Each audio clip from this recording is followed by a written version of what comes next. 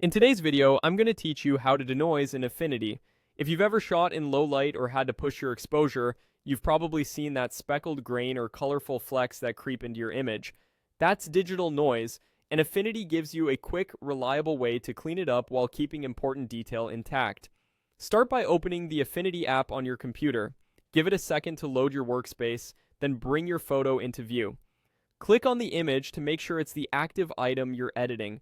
Before making any changes, it helps to zoom to 100% or even 200% so you can judge the effect accurately on skin, skies, and edges.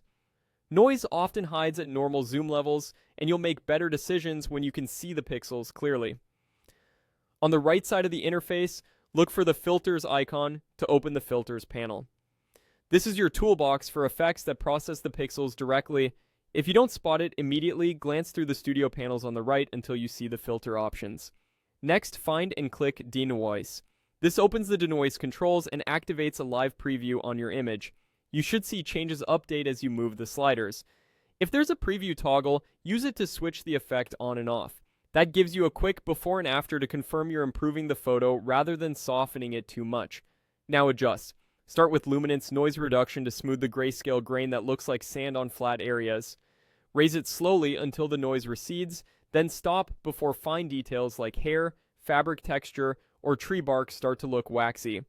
Move over to color noise reduction to remove the red, green, and blue speckles that can appear in shadows and midtones. Again, increase gently and watch for color bleeding around edges. If there's a detail or sharpening control within the denoise settings, nudge it to recover crispness after smoothing, but keep it subtle to avoid reintroducing noise.